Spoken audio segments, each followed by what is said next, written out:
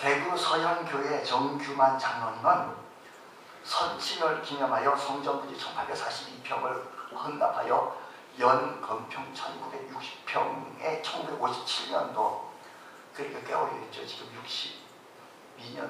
63년 전이 당시 동양 최대의 속초 예비당 건축 공사를 했습니다. 그런데 건축이 시작되자마자 정규근 장로가 병으로 사경을 헤매게 되어졌던 겁니다. 그때 하나님께서 온 기도를 합니다. 하나님, 전규만의 생명을 살려주시면 이 한 목숨 다하여서 주님께서 헌신 충성하며 또 가지고 있는 재산을 헌납하며 성전 건축에 헌신하겠습니다.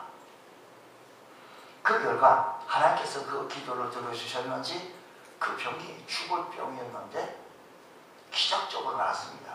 그리고 또 하나의 기적이 계속되어지는데 대구 경북 지방에 악질 전염병이 그 당시 만연했을 때 유독 정규만 장로님의 활산당 한약방에 한약만 지어 먹으면 깨끗하게 낫게 되어졌다는 겁니다. 한약방은 환자들이 줄을 서서 기다리는 사태가 벌어졌는데 그는 돈을 손가락이 아파서 못 새길 정도로 부대로 담았다는 그런 얘기입니다. 그래서 건축원금을 많이 들었고 그뿐만 아니라 석재를 비롯해 건축자재의 가장 좋은 것으로 구입하여 현장에 공급하게 되어졌고 부채 없이 성전을 잘 완공했다는 그런 얘기입니다. 봉헌식을 하고자 할 때 정규만 장로님은 봉헌식을 하지 말아달라고 자기가 죽으면 봉헌식을 하시든지 말든지 해달라고 부탁해서 왜? 이유는 정규만 장로의 칭송을 이 봉헌식 때 감사 배 하나로 받으면 이게 천국에서 상급이 삭감될까봐 염려되기 때문에 그렇다는 것입니다. 결국 그는 1969년 하나님의 부르심을 받게 되었고 그 후에 서현교회는 봉헌식을 하게 되어졌습니다. 정규만 장로님은 고인이 되어서 표창장과 공로패를 그 자손이 받게 되어진 겁니다. 정 장로는 성전 건축 운영에 활력소를 주었으며 감동을 끼친 인물로서 우리 교회사에 길이 남는 인물이 되었습니다. 그의 가훈은 첫째, 주를 송수하여 건강의 복을 받고 둘째, 11조를 철저히 구별하여 드림으로 물질의 복을 받고 셋째, 목회자의 선자의 자녀가 잘 되는 복을 받자. 이게 가훈입니다. 가운데로 살았던 자녀 정영현, 정주현 형제장로는 하나님께로부터 큰 복을 받았습니다. 또한 인도 중부 하이드라 일부 지역에서 10채의 주택과 교회를 짓게 되어집니다. 기공식 때 그를 고마운 한국인으로 칭송합니다. 현지 언론에서 고마운 한국인으로 크게 화제 뉴스를 만듭니다. 교회를 세우고 선교운심에 앞장섰던 그 가뭄의 전통을 하나님께 영광을 돌리는 이야기입니다. 이야말로 교회를 특별히 사랑해서 남긴 유훈 중에 큰 공로인 것입니다. 우리가 함께 읽었던 시편 4편은 고라 자손이 쓴 시입니다. 고라 일당은 어떤 사람인가 하니 모세 당시 출애굽할 때 모세에게 반기를 들었던 사람들이 고라 일동들이었습니다. 그래서 그들은 고라의 부리들은 땅이 갈라져서 지진이 난 거죠.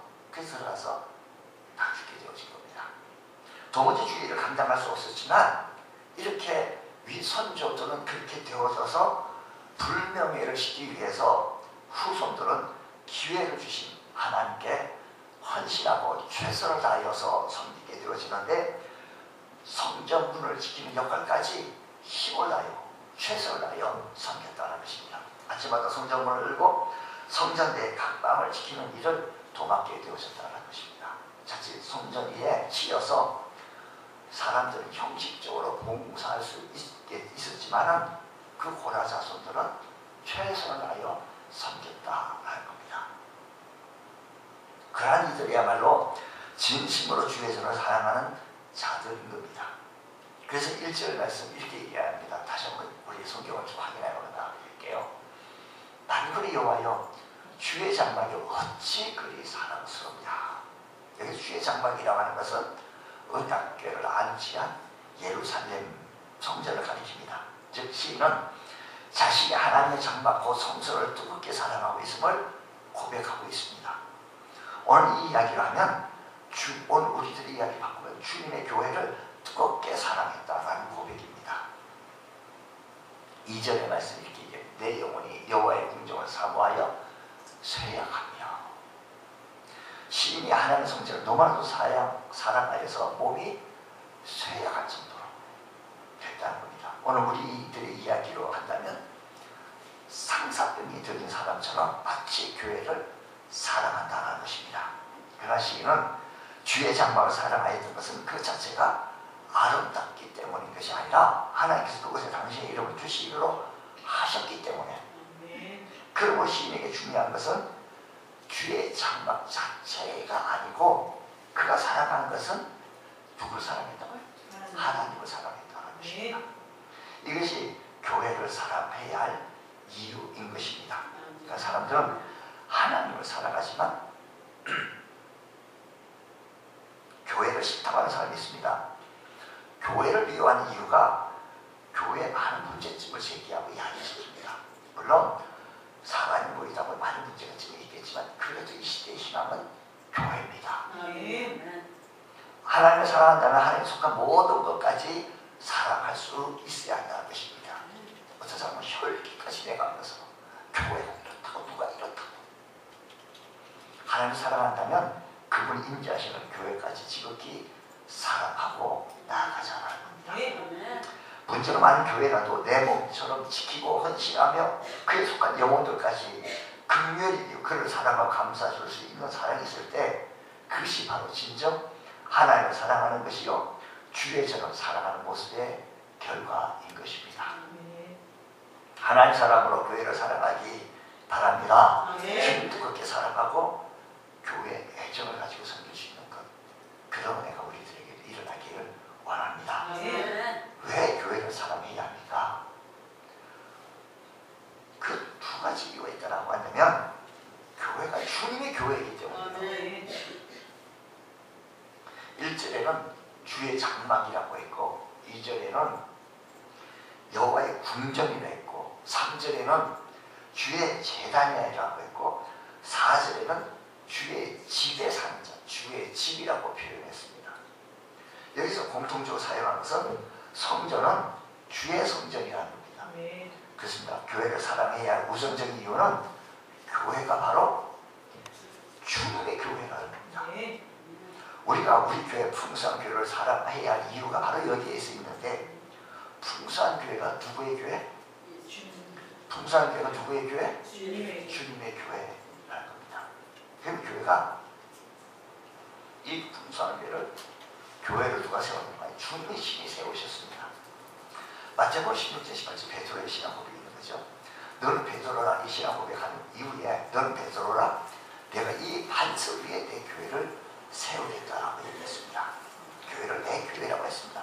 그리고 그 이유를 교회를 예수님께서 친히 세웠기 때문이라고 말합니다. 그래서 주목해야 할 것은 베드로의 신앙 고백 위에 교회를 세우겠다는 겁니다. 베드로는 연약한 사람입니다. 신앙 고백을 하고 또 주인을 부인하고 또 십자가 앞에서 도망쳤던 사람이 베드로입니다. 그 연약함으로 주님을 실망시켰고 많은 사람들의 기대를 무너뜨렸던 사람입니다.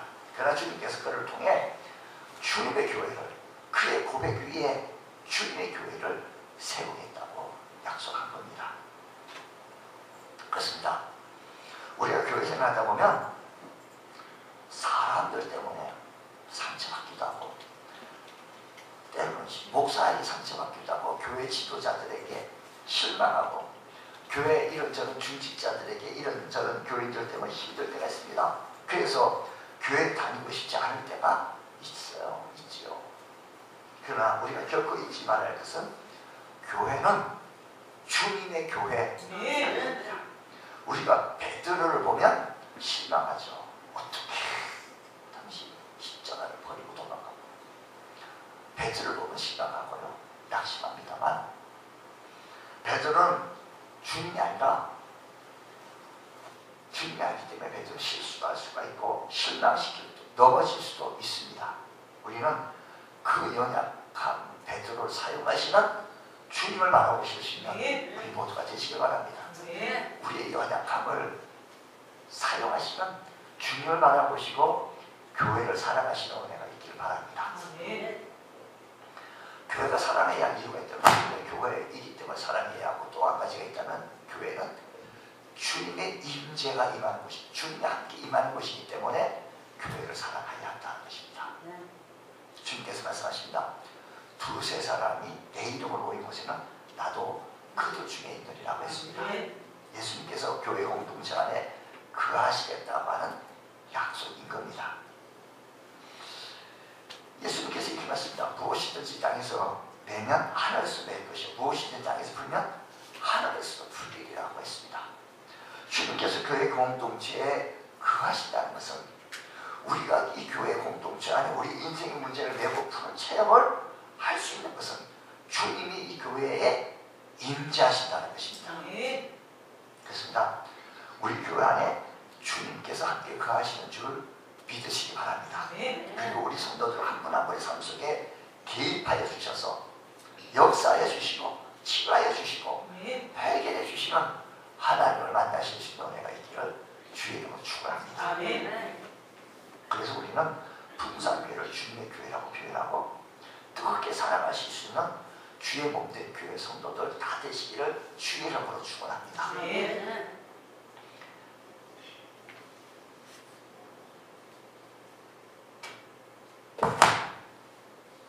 왜 교회를 사랑해야 합니까? 그것은 이 자리가 복의 자리이기 때문입니다. 4절에서 이렇게 말합니다. 주의 집에 사는 자들은 복이 있다니라고 성경 그렇게 얘기했어요. 주의 집에 사는 자는 주의 집에 거하는 자는 복이 있다고 했어요. 옛날 성경 주의 집에 거하는 자는 복이 있다. 사모하는 단계를 지나 주의 집에 거하는 자, 사는 자들이 복이 있다는 거예요. 아무리 성전이 아름답고 음장해도 그때서만 사모해서는 진정한 복을 받지 못합니다. 그 성전에 거하는 사람, 그 성전에 거하는 사람, 그 성전에 사는 사람 복을 받게 되어지는 것입니다. 개인적으로 아무리 집을 화려하게 지었다 할지라도 밖에서 구경하는 사람은 아무런 유익이 없습니다. 그 안에 들어가 사는 사람이 유익한 것처럼 성전에 사는 자들이 복이 있습니다. 그러므로 우리 그리스도인들 언제나 하나님의 집인 성전에 거하는 것이 은혜요 축복이요 하나님 집에 사는 것이 하나님의 크신 복인 줄 믿으시기를 주의로 축원합니다. 시인은 성전에서 하나님 중심의 삶의 복을 발견하게 되었는데 3절 말씀 보면 나의 왕 나의 하나님 만군의 여호와 주의 여호와여 주의 재단에서 참새도 제식을 얻고 보세요. 여기 보니까 참새가 어떤 새입니까? 예수께서 말씀하신 가운데 이런 말씀이 있습니다. 참새 2마리가 한 아사리온에 팔려갔다는 것입니다. 한 아사리온을 화폐에 다니는 아주 작은 화폐에 다닙니다. 참새는 그것도 2마리의 한 아사리온에 팔린다고 하니까 정말 보잘것없는 존재를 상징할 때 이 표현을 한 겁니다. 아무도 지금 시인은 성전 뜰락에서 모위를 쪼고 있는 참새를 발견한 겁니다. 그리고 비유로 말씀하는데 그렇게 보잘것없는 참새도 하나님의 성전에 들어오게 해서 하나님 집에서 모임을 즐기고 하나님 앞에 이렇게 거하는 모습을 보면서 사람들도 하나님 성전 안에서 들어오게 해주시고 그들의 예배를 소중하게 받으시는 것을 복이라고 노래를 하고 있는 겁니다. 그렇습니다. 교회가 복의 자리인 이유는 나같이 보잘것없는 자랄지라도 우리 하나님 따뜻하게 받아주시고 형편없이 보이는 예배라고 할지라도 우리 하나님은 우리의 예배를 소중히 받으시는 하나님이신 줄 믿으시기 바랍니다. 세상에 천대받고 사람들에게 손가락에 재받는 사람들일지라도 귀하게 받아주시고 우리가 드리신 예배를 아주 소중히 받아주는 줄 믿으시기 바랍니다. 여기 또한 계속해서 보자고요.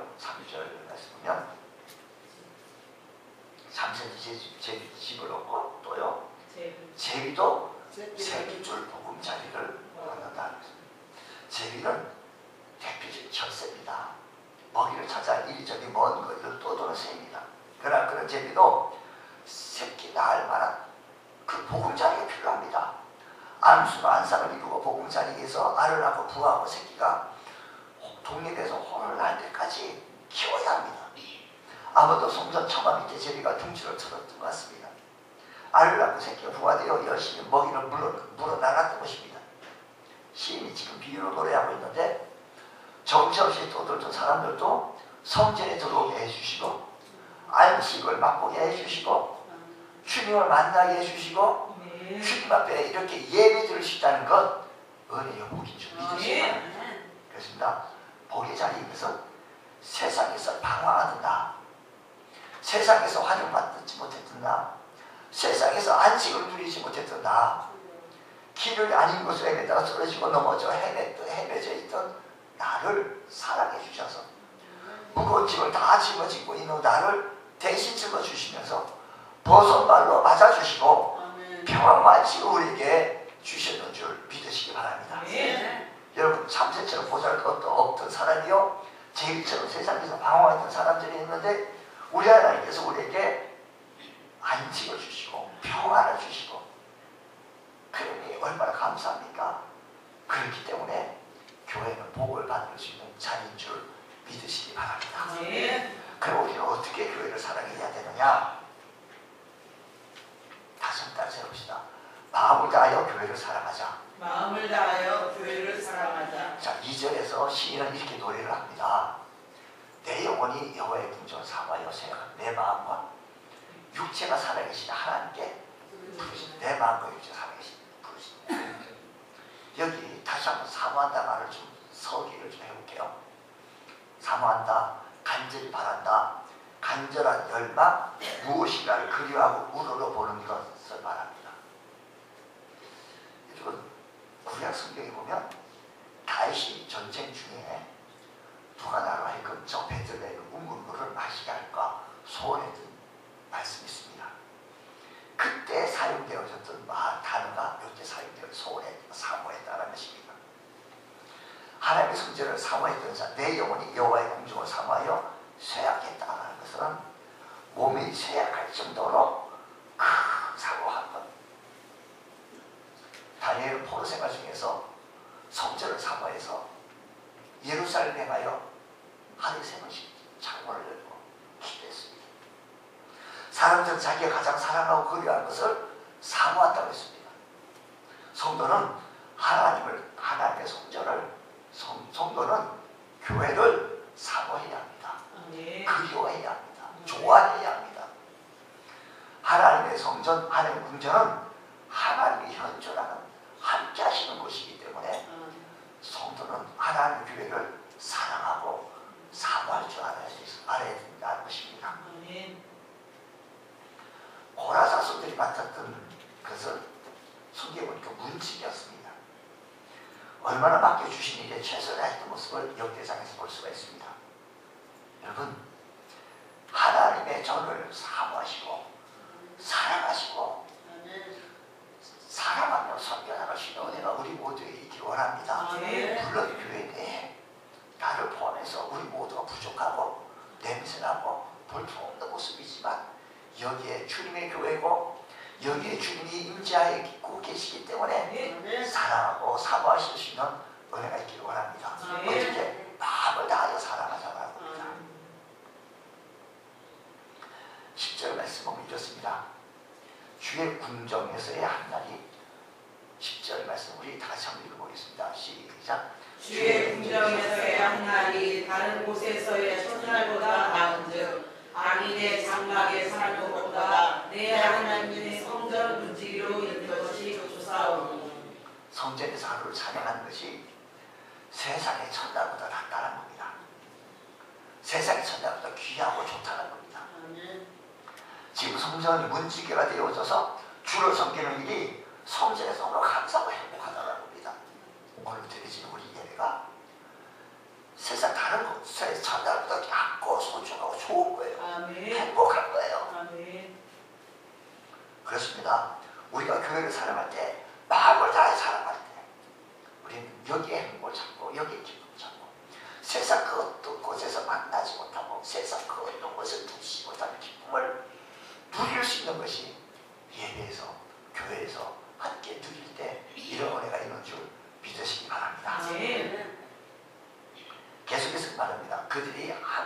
주를 찬송하리라 셀라라고 말합니다. 4절 하반절에. 여기서 항상 일하는 것은 고라자손이 찬송을 할 때 고라자손이 문지기를 맡았고 고라자손이 뭘 맡았다? 찬송하는 일을 맡았는데 항상 일하는 것은 성실함으로 했다는 거예요. 성실함으로. 기쁠 때나 슬플 때나 막론하고 몸이 건강할 때나 고장할 때나 때를 막론 여건이 좋을 때나 환경이 나쁠 때나 막론하고 성실함으로 자기가 맡겨진 일을 다하여 찬송했다는 겁니다. 전쟁이 일어났습니다. 앞에 나가가지고 찬송하는 거예요. 지금 겁이 나죠. 전쟁이 일어났는데 앞에 나간다는 것은 두려운 거예요. 힘든 거예요. 근데 앞에 나가서 그들 찬송했어요. 그때 기적이 일어났는데 적군이 찬송들이 소리 듣고 다 진이전멸하게 되어진 것입니다. 여러분, 자기에게 맡겨준 일에 성실하게 책임을 감당할 때 하나님의 역사와 기적이 일어나는 줄 믿으시기 바랍니다. 항상 아직도 그래도 찬송하겠다는 것입니다. 성실함으로 교회를 섬길 수 있는 그런 귀한 은혜가 우리 모두에게 일어나기를 원합니다. 내게 맡겨주신 일 말없이 불평 없이 최선을 다하는 겁니다. 안내위원이든 헌금위원이든 식사당번이든 내게 맡겨준 일 행복으로 축복을 받아들이고 감사하면서 이 맡겨진 일을 감당할 때 하나님의 역사심이 그곳에서 나타나게 되어지는 줄 믿으시기 바랍니다. 교회는 주님의 교회라는 것, 또 이 교회가 복된 자리인 걸 믿으시기 바랍니다. 우리가 더욱더 교회를 살아가며 섬길 수 있는 우리 모두가 되어지기를 원합니다. 자, 그러면 하나님의 성전에서 구체적으로 무슨 받는 복이 뭐냐? 자, 5절 말씀 보자. 자, 5절. 주께 뭘 얻고? 힘을 얻고. 그게 힘을 얻어요. 새 힘을 얻어요. 어떤 복을 얻는다니까 받는만이 주의 성전에서 우리가 오늘 드린 예배 듣고 우리 새 힘을 갖고 나가요. 7절 맞아요. 7절. 그들은 힘을 얻고 더 나아가 10월에서 하나님은 나타납니다. 우리가 이 성전에서 우리가 얻을 수 있는 복은 힘을 얻어요. 새 힘을 얻어요. 한경지 목사님이 영락교회를 건축할 당시 교인들의 숫자가 150명 가량 됐다고 합니다. 교회 건축 앞두고 교회 기공 예배를 드렸을 때 한경지 목사님들이 교인들에게 하나님의 성전을 짓기 위해서 우리는 물질을 드려야 합니다. 10일 동안 먹을 양식을 남기고 하나님의 성전을 건축에 헌신하십시오. 그 당시 53명이 그렇게 헌신했습니다. 30년이 지난 교회 창립 30주년이 되었을 때 한계진 목사는 그 당시 먹을 양식 11불을 남기고 드렸던 53명을 추적해서 보니까 하나같이 대한민국, 한국의 300대 재물 속에 들어가 있더라는 겁니다. 그렇게 축복받은 겁니다. 하나님을 사랑하고 성전을 사랑하며 교회를 사랑하는 것이 그들에게 힘이요 놀라운 축복의 증표였던 것을 바라봅니다. 그렇습니다. 우리 성전에서 새 힘을 얻습니다. 하나님 앞에 설 때 시온의 대로가 열리는 줄 믿으시기 바랍니다. 형통하는 복을 받으시기를 축복합니다. 6절 보시겠습니다. 그들이 한번 같이 시작. 그들이 눈물 골짜기로 지나갈 때에 그곳에 많은 샘이 있을 것이며 이를 네가 복을 채워주나이다. 사막지대 이스라엘에게 많은 샘이 있게 한다는 것은 축복을 상징합니다. 아멘. 또 이런 비유를 주신다는 것은 복을 주시겠다는 겁니다. 보세요. 이런 비유라고 하는 것은 계절상 10월 11월 중에 가을에 농사를 짓는데 이 비가 없으면 농사가 안 돼요. 하늘을 바라보고 하늘에서 비가 내려야 농사가 좀 돼요. 그러니까 구약 성경에서 이런 비라고 하는 말은 사용될 때 특별히 베푸시는 은총, 특별히 베푸시는 복을 의미하는 겁니다. 우리는 성전을 통해서 살아가고 나갈 때 육지가 나오는 이 말씀이 이런 비의 축복, 많은 샘이 있는 축복. 네. 하나님은 마른 땅을 파는 것처럼 어려울지라도 주를 향해 성전 나아오는 발걸음을 축복해 주셔서 넉넉한 은혜를 내려주시는 줄 믿으시기 바랍니다. 네. 더 이상 눈물의 골짜기가 아니라 은혜를 찬양하는 샘이 되는 곳으로 되어주시겠다고 말씀하십니다. 역경을 극복하게 하시고 시온의 대로를 열어주신다는 것입니다. 그렇기에 하나님의 저를 향해 가는 자들은 시온을 가까이 가면 갈수록 점점점 힘을 얻게 되어지는 줄 믿으시기 바랍니다. 그러므로 교회를 사랑하는 자가 되어 하나님께서 주신 힘으로 살아가실 수 있는 믿음의 권속도 되어주시기를 주의 이름으로 축원합니다.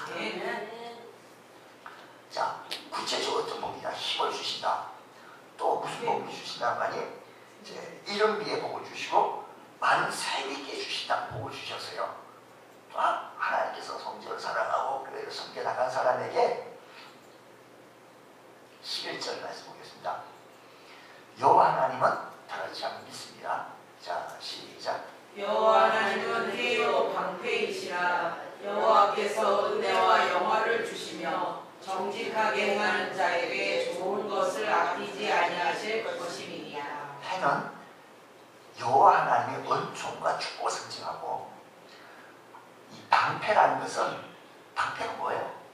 막는 거잖아요. 방패가 보호자를 얘기하는 거예요. 보호자. 하나님이 은혜와 축복을 주시고 적군으로부터 오는 방패요, 보호자가 계시고 우리에게 해를 비추고 복되게 하시고 모든 위험에서 우리를 하나님께서 방패가 되어주셔서 보호해 주시고 하나님의 큰 은총을 말씀해 주신다는 것입니다. 하나님을 사랑하고 교회 사랑하고 마음을 다해 성실히 섬기는 나간 자에게 이런 축복의 은혜가 임한다는 겁니다. 자, 11절 계속해서 자, 말씀 보면 뭐예요? 은혜와 영화. 은혜와 영화라는 것은 하나님의 무한하신 자비와 영광을 말씀합니다. 그러니까 우리가 하늘과 사랑과 자비의 복을 주시고 영화롭게 하는 복을 우리에게 주시겠다는 겁니다. 여러분, 주님 사랑만에 하나님께서 약속하셨으니까 제가 설교할 때 그냥 본문 말씀을 잘 이탈을 안 하려고 하는 거 여러분 아시잖아요. 말씀 속에 이렇게 말씀하시고 약속해 주신 이 말씀, 하나님의 말씀이라고 한다면 이 말씀 믿으시고 주님을 사랑하고 교회 사랑하고 섬길 수 있는 은혜가 있길 원합니다. 또 계시게 11절 말씀 보세요. 11절 말씀은 뭐라고 얘기해요? 좋은 것을 아끼지 않는다는 거예요. 교회 사랑하고 섬기 나간 사람을 우리 하나님께서 좋은 것을 아끼지 않아요. 여러분 묻습니다. 여러분 지금 뭐가 여러분께 좋아요? 어떤 분은요 물질일 수도 있고 어떤 분은 건강이 있을 수도 있고 물질이 많은 거예요. 건강이 없어서 내일 죽는다면 무슨 소리 있겠어요? 건강이 중요한 게 있어야지. 이게 좋은 것은요 사람마다 내게 좀 다르고 우리 적용을 하면 내게 좋은 것은 뭐예요? 지금 당장 좋은 게 뭐예요? 그걸 채워주신다고 할 거예요. 물질적이고 영적인 면에서 가장 좋은 것 주시고 좋은 것은 사람에 따라서 지혜와 건강과 물질과 평강과 치유와 구원에 이르기까지 다양한 은혜의 축복이 우리에게 임하게 주시겠다고 했으니 사랑스럽게 우리 모두가 주님도 그렇게 사랑하고 교회 사랑하고 마음을 다하여 성실히 하게 맡겨지게 다하여 섬겨나갈 때 이런 축복이 임하시기를 주의 이름으로 축원합니다. 하나님 아버지 감사합니다. 저희에게 큰 은혜 베풀어 주시고 성령으로 충만하게 저희에게 해주셔서 교회 사랑하고 주님 뜨겁게 사랑하고 섬겨나갈 때마다 하나님 은혜의 축복이 우리들 삶 속에 넘쳐나게 해주시고 하나님 우리에게 해와 방패가 되시고 은혜와 영화의 복을 허락하여 주옵소서. 좋은 것으로 가득 채워 주옵소서. 비싸며 예수 이름으로